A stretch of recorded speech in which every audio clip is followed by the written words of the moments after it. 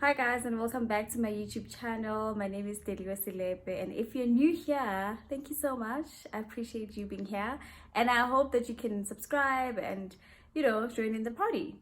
So today we are doing corporate because, as you know, if you're not new here, you would know that I always say that I'm a wife, I'm a mom, and I'm a corporate girl. And today we're doing corporate girl things. We're talking corporate girl things. And this is a very personal one for me. How to turn an internship into a full-time job. Because this is, like, I went through this twice, right? So I'll tell you about that first. So firstly, I was an intern. Okay, so I graduated. Actually, I hadn't graduated yet. I just finished my third year. And the next year, I went back to the school in January or February, actually, when they opened. When I got there, I went straight to the communications office and I said, hey, please can I have a job, an internship, or even shadowing somebody, like if I can have that opportunity to shadow somebody. And they didn't have anything. They didn't have an internship like open, nothing. There was nothing, no door open for anyone else. And yeah, it was just one of those places where they needed somebody to leave for me to have space to come in, type of thing. But the director of communications, whom I spoke to at the time, he said, you know what, don't worry, I'm gonna go and speak to HR and see what they can do, because this is like, this is pretty cool. You want to do this. So I went, so then they called me and they said I can come start whenever, like whenever the date was. So I went, and that's how I got my first internship. So with that, it was very nice. It was pretty cool. Everything I studied, communications department, blah, blah, blah, blah, blah, and all of that. But the problem was that they didn't have an opening, They didn't have budget to hire someone else. Not even an internship salary. They didn't have that. So let me just give you an idea of the university, right? It's in the Vaal Triangle. It's called the Northwest University Vaal Triangle campus. And if you know the Vaal Triangle, there's not a lot of corporate opportunities, right? So if you have studied, you've got this degree and then you got a job in the university, you've got a nice house, your life becomes comfortable because you have a house and it's a beautiful house. It's a standalone house with a yard. You can afford such things, and the Vaal isn't very expensive to live in, right? But now if you get a job, if you don't have that job there, and then maybe you want to move to Joburg, because that's where you're most likely going to get a job, right?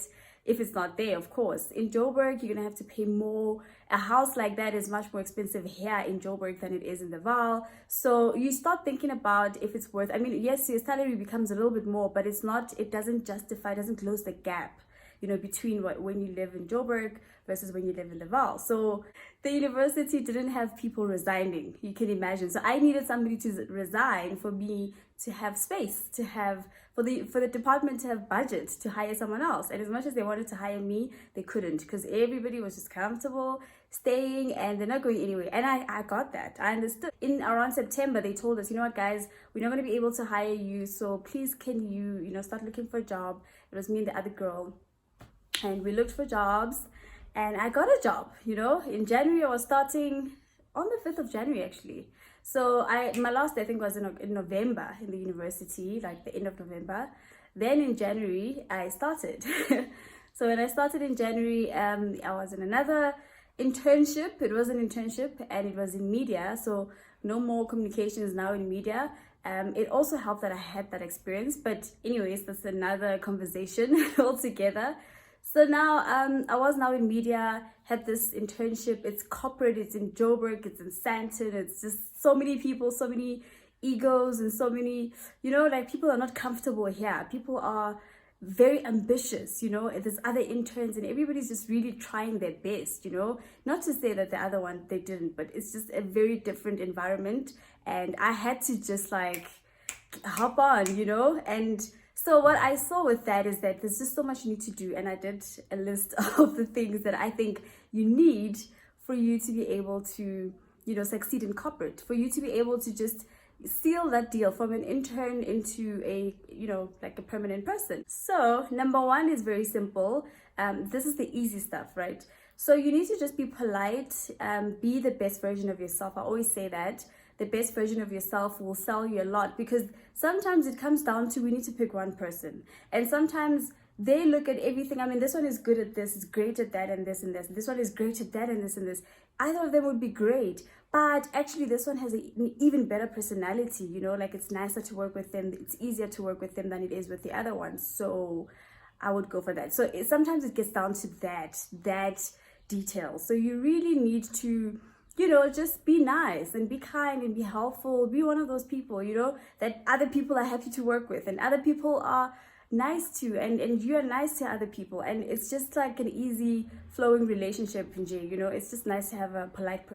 Number two is basically just to ask the question, you know, like ask the question. If you had been an intern, it's now September, and you're like, but when, what, you know, so that you can make plans, you know, look for other jobs. And this is, you become honest with them to say, I want to know what's going to happen in January. You know, if my internship is until December, I just need to know what's going to happen in January. Are you guys planning on hiring? What is the plan, and how do I fit into the plan, you know? Ask the right people. Make sure that you ask the right people. If you don't know who the right people are, ask everybody that is your senior. You know, ask your boss, and then ask your boss's boss.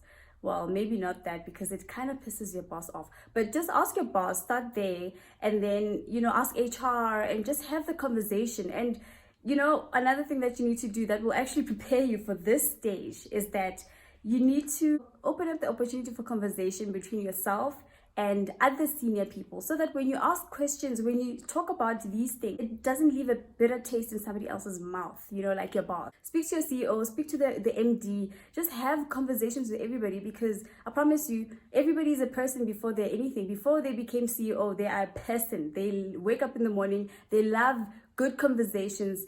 Good is good. It doesn't matter what your position is. If you have the lowest of the positions, they will chat to you if you have, and you know, like if you guys are gonna have a nice conversation. It's just one of those things. Just talk to people and don't be afraid to speak to anyone. Don't let titles make you afraid to speak to people, okay? So that will help when you have this conversation, this tough conversation, to say, what is gonna happen with me? You know, what are you guys doing with the interns, and where can I, you know, where do I fit into the goal, you know, the bigger picture, and you know, what's going to happen next year. You're able to ask such questions, and maybe not to your CEO if you haven't established that relationship, but to the people that you have, and people that you know might have an influence in what you want to do.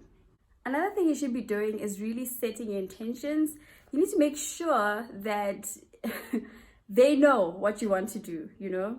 You need to make sure that they are aware of what you know, where you want to be in the company, where you see yourself. Where do you fit in? How do you see yourself fit into the company, and where?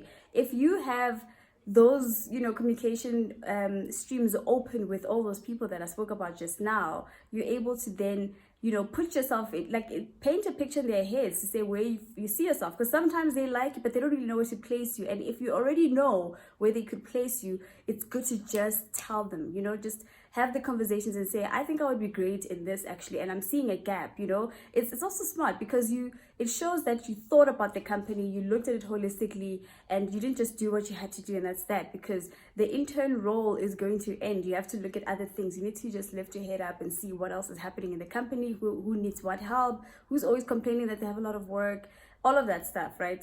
And yeah, so even in COVID, even when people are working from home, you know, because, you know, in staff meetings and things like that, people talk, and they talk about how busy they are. And if you guys don't have a staff meeting or anything, I think it's a good opportunity for you to just open those relationships. Like, for instance, just the way to do that would be, you know, to call somebody in, I don't know, maybe you want to do finance, I don't know. So you call somebody in finance and you say, hey, could you help me with this? Because I don't really know how to do that. I know you're great at that. And then they help you. And then, you know, you start asking questions. And then that way they'll get to know you. They'll talk to you and all of that stuff. It's going to be easier. Okay, so another thing is to report, and report some more.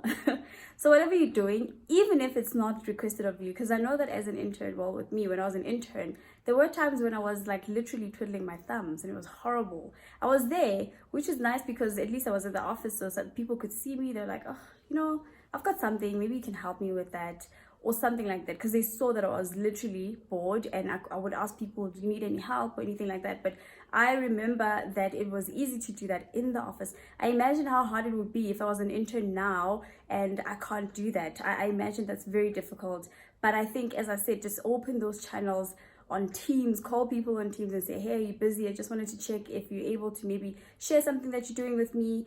just share your screen and continue doing what you're doing if you feel like you don't have time to show me, that sort of thing. So it just shows, I mean, the person will think of you when there's something where you're like, you know what, Ubanban always asks me about what she can do to help, so I'll just give her this. And then report to the person you're reporting to your boss. Report every single thing and say that I helped this one with this, I assisted that one with that. It says a lot to them. You might have not helped them directly, but you helped somebody else in the company. And remember the bigger picture thing I told you about, where you literally, the whole thing is important. Everybody's role is important. So whatever you're able to do to help is good, because then one day that person might be able to go and show their boss, who maybe can decide if he's staying or not, and say, this is what she's done, this is her report. So you can see. So what I used to do is that every month I do a report, and I've compiled a report. At the end of the year, I sent it to the person that, in June, I would send it to the person that I was reporting to. Not really, but like not my team. Mine was a bit different. There was a person in the company that was responsible for interns, and I would send it to her, and then I send it to copy HR and whoever my boss was at the time, because I had I used to rotate in the company. So yeah, I do that, and so that everybody's kind of in the loop with what Delhi was doing. And if they ever ask, what are you doing with your interns, they can pull out my report quickly and just send it through. They might not ask you to do this, but it's important, and it would help you for you to do that. The next tip is, very important as well. Arrive on time, make sure that you do your work, you check in, you do your timesheets, whatever you have to do. If it means clocking in somewhere and then clocking out, do all of that. Don't ever be at a point where they're saying, oh, the intern didn't do this, oh, the intern didn't do that. And out of the people in the company, maybe there's 100 people, and only maybe 10 or 20 people didn't do something. And it's something that is horrible, and it's admin-y, nobody likes to do it, and you're one of those people. You should not be in that list. You should be on the list of the people that are doing everything right. In this case, you're going to be that girl that you hated, that kid that you hated in class that used to do everything right, remind the teacher of the homework. That's the kind of person you're going to be. So you're going to do everything right. You're going to make sure that you remind others to say, please, can you do your timesheets or whatever. I mean, there's different things in different companies, and you just have to, be the person that does all of that stuff, so that the person that's looking at you, looking to hire you, might not even do his timesheet or her timesheet. They're looking at you like, wow, I want to be like her. I think she'd be a great addition to the company because she's able to do this, and she doesn't get upset with that. And the admin, she's just able to clean it up. So, just do things on time. If they say on the 15th, you must have done this, you do that. If they say check in at 8 or at 9, whatever, you do that. If you leave at 5, you should leave at 5. And I also think that, speaking of leaving at 5, the next tip, is that maybe don't leave at 5. If you do have the privilege of going to the office, and I'm saying privilege because in this case, as an intern, it is a privilege to you. Everyone else is like, oh, I hate it at the office. I like working from home. There's quiet, it's quiet, it's this, it's that. I can get a lot done, whatever the case is. But to be honest, as an intern, you need to be at the office because you need to be seen, to be heard. You need to sit there and talk to people. You need to have conversations with people. Walk in your boss's, and I mean your MD's office, and say, hey, how's it going? Just wanted to check on you. Are you good? I was just passing and I thought, let me say hi, pop in and say hi, something like that. Don't be scared of anybody. And this is really for me, this is the one thing that helped me, because I am not scared of power. I'm not scared of anyone. I understand that everybody is a person before they're anything else. And I'm saying this so many times. I've said this in my previous videos. Actually, a video where I was talking about 3 ways to make it in the workplace. Do not be afraid to talk, to have a conversation with anyone, even if they look scary and they look like they're always under pressure. You know how we always talk about, so-and-so looks stressed all the time, like they're under pressure. Talk to them. Don't be scared, and don't have too long conversations where they're just running away from you, but be able to say hi, smile at them, wave and say hi. What time are you leaving today? Are you staying for drinks? Whatever the case is, whatever that's happening, do that. If you don't go to the office though, which a lot of people are experiencing right now, just have those conversations on that. But online, it can't just be like a pop in, hey, I just wanted to see how you're doing. No, you have to say, you have to have something to ask, and maybe like a more formal thing, but just say something and ask them, please can you help me with this, or I just wanted to ask you something, or for my report I just want to know from an MD's point of view, what do you think about this and this and that. And those are the things, I mean, they feel important, they feel, they like it. So do it, and then they will know you, they'll remember you, they will definitely remember you. The thing about being seen and being heard, if there's a thing, if there's a teamwork, a team activity, go in there, do all those things. And if you find that in Mhlambe on that day, or there's like what do you call it, like a staff meeting where you guys will have to, maybe a lot of people won't switch on their cameras, maybe some do, be one of the people that do, be one of the people that are doing the things that are, because there's definitely going to be people that will switch on their cameras. If there's none, you don't have to be the only one with a camera on, so that's okay. But if it's one of those things where it's optional and some people are doing it, then definitely do it, and don't be afraid also to just say something in the meeting. Like, when they say any questions, does anybody have a question? It's like in an interview, sometimes you generally don't have a question, but you have to have a question. Like, you have to create one, and it has to be something smart. You have to be able to just ask a question. Like when you're going into a staff meeting, maybe prep a question that you will ask, and just make it a little smart, make it a little thought through, and just something that is worth asking. Maybe not something that is too obvious that you just want attention. You know what I mean? So just ask something and prep a question, and so that they can remember you. Because trust me, you're going to be one of the few people that do that. It's usually not a lot. If your company and they all ask questions, wow, you're lucky, but or maybe not, but doesn't matter. You do you, continue being seen, being heard, and making sure that everybody knows your name at least, and they know who you are, and they know that they should think about what's going to happen next year. But the important thing is to ask the question. You know what I mean? Like, everything is important, I guess, because you have to have established yourself, report, and this and this and that, and then you can ask the question of what's going to happen next year. If it happens that they need a report, you already have that, because remember, that's what you do. So that's all I have for you today, and I hope that it will help you. I hope that you will turn your internship into a full-time job. Thank you so much for everything, and thank you for listening. I hope that you can like and subscribe. If you have watched until this point, then you are definitely subscribing, right? I can count on you. Thank you so much. Thank you for subscribing, and thank you for liking my video. And if you have not done those things, please do, and thank you in advance. Thank you so much. See you again. Bye.